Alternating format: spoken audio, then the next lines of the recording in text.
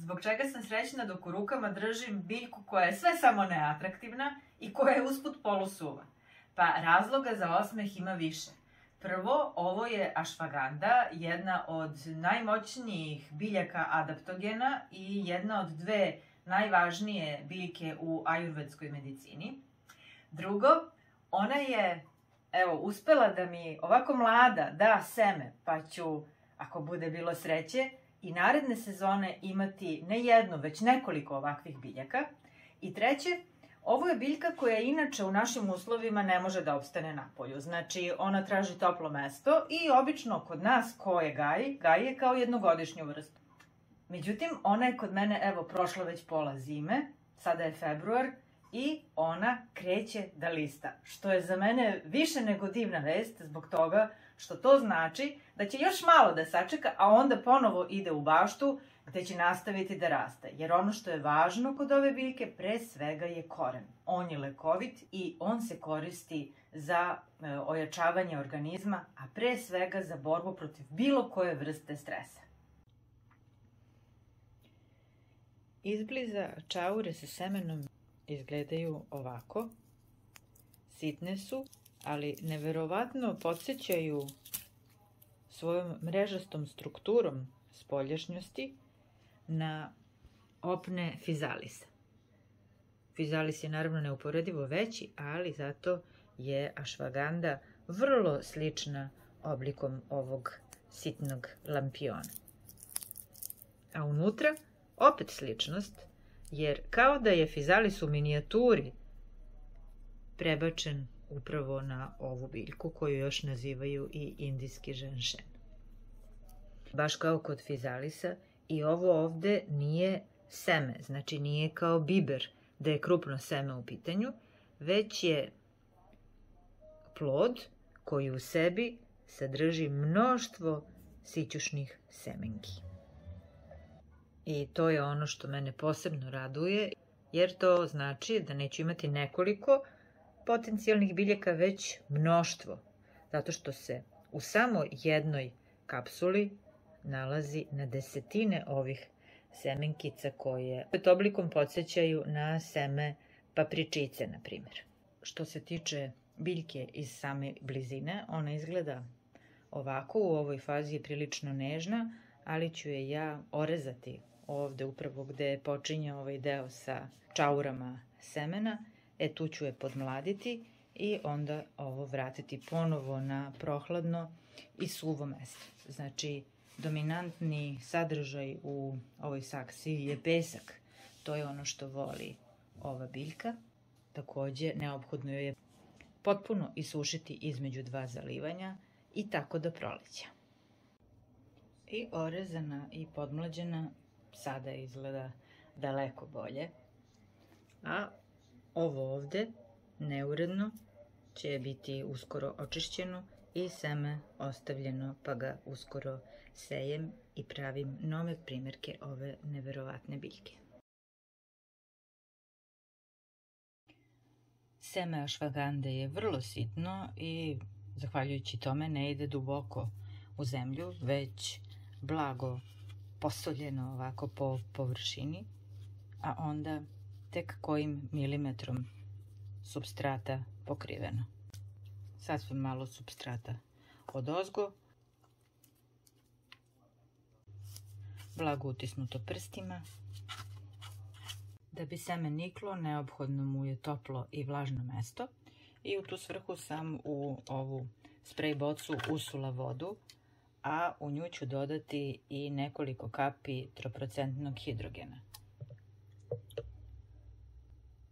Jedan atom kiseonika čini čudo kako za ljude, tako i za biljke, pa tako i one koje tek treba da krenu da rastu. Voda pomešana sa hidrogenom će ojačati, osnažiti biljke u nastajanju. Najzad na ovo ide kesica za zamrzivač i to stavljam na toplo mesto. Može i mračno u ovom trenutku, pa kada niknu, onda im treba svetlo da bi mogla da se vrši fotosinteza. Ušuškano, utopljeno i obeleženo, može na policu da se pridruži ostalim pakovanjima koje čekaju neke nove biljke i novu sezonu. Skoro svako seme ašvagande je niklo i krajnje je vreme da se ovo presadi u adekvatniji prostor. Žilice su tek počele da se pojavljuju u skladu sa veličinom ovih biljčica. Pa znaš šta? Eto, to se dešava kod mene kada imam ovakve dosadnjakoviće koji me non stop sapliću i evo, prave mi dupli posao. Prestajem da snimam, sadim ovo kako znam i umem i ostavljam negde da raste. Svaka sadnica se primila, 3 sam donela ovde na pult da bih u stvari završila celu ovu priču. Poenta je znači da iz semena ašvaganda može veoma lako da se gaji. Čak je ova ovde rešila i da pusti zvončiće, odnosno da sa prvim prolećem i procveta. Međutim, kako su nežne i male, naravno njihov koren neću koristiti, ali one samo u stvari pokazuju da je ove biljke moguće gajiti i u našim uslovima. Sad, kako rekoh, ovo je izuzetno korisna adaptogena biljka, međutim, ove svoje primjerke neću naravno uništiti, već sam umesto toga nabavila ašvagandu u prahu. To je čist koren ove biljke samleven u najfiniji prah. A kako nosi deklaraciju organskog proizvoda, ovo je ujedno i najjednostavniji način upotrebe ašvagande. Ašvaganda inače znači miris konja na sanskritu. Ašva znači konj, a ganda miris. I to donekle objašnjava kakav je miris ove biljke. Međutim, uprkos što ne zvuči sjajno, mnogo manje od mirisa je, čini mi se, njen gorak ukus problem. Pa ko ne voli gorko, to može da eventualno izazove averziju.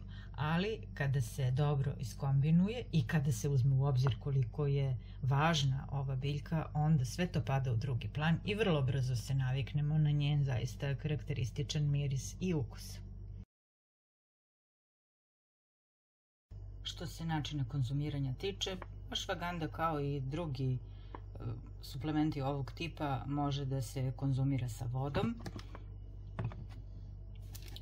Može da se sipa direktno u sok kašičica, pa da se to promućka i popije ujutru za više energije i elana. Može i u čaj, ko preferira, recimo mača je savršen izbor.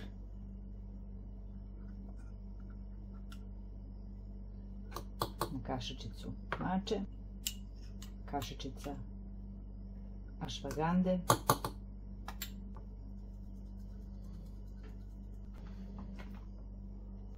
evo ga, gorak, ali zdrav. Još jedan način korišćenja ašvagande je u mleku. To može biti ovako kravlje mleko, a može i mleko od badema. Naročito zbog toga što se ašvaganda između ostalog može koristiti i sat vremena pred spavanje jer pospešuje san. S obzirom da je ovo kravlje mleko, u to ću dodati nekoliko mlevenih badema. Umesto ove kombinacije može se i odmah sipati bademovo mleko, pa sa njim napraviti ostatak ovog napitka. Kašičica ašvagande, kašičica kakao. To se sve lepo smućka, a onda stavi na ringlu da proključa i da se kuva nekoliko minuta. Nakon kratkog kuvanja, hlađenje,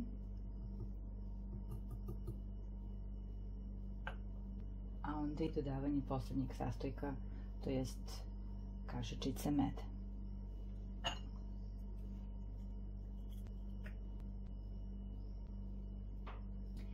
I ovo je moj večernji odabir miks korisnih namirnica za brži i lepši san, koji će uticati ne samo da se bolje i lakše relaksiramo, već će nas učiniti i sposobnijim da se odupremo različitim neprijatnim situacijama, daće nam i više energije, ma kako to paradoksalno zvučalo. Znači, s jedne strane ova biljka utiče na lakše i kvalitetnije spavanje, ali upravo to spavanje, to jest odmor, nas čini psihofizički sposobnijim da se sutradan suočimo sa neprijatnim situacijama.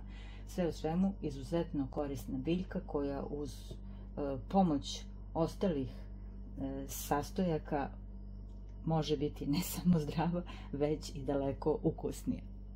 I to naravno nije sve. Ashwagandha odlično ide ne samo u napitke, već i u različite smutije i kolačiće koji su napravljeni od kombinacije žitarica i sušenog voća, na primjer. Sve u svemu, ashwagandha se može koristiti u mešavini sa različitim drugim namirnicama, po mogućstvu onima koje imaju lepši ukus i miris nego što je njen. Međutim, kada se jednom naviknemo na aromu ove biljke, onda će taj njen karakterističan miris i ukus pasti u drugi plan, jer ćemo se osjećati daleko bolje kada krenemo da je redovno konzumiramo.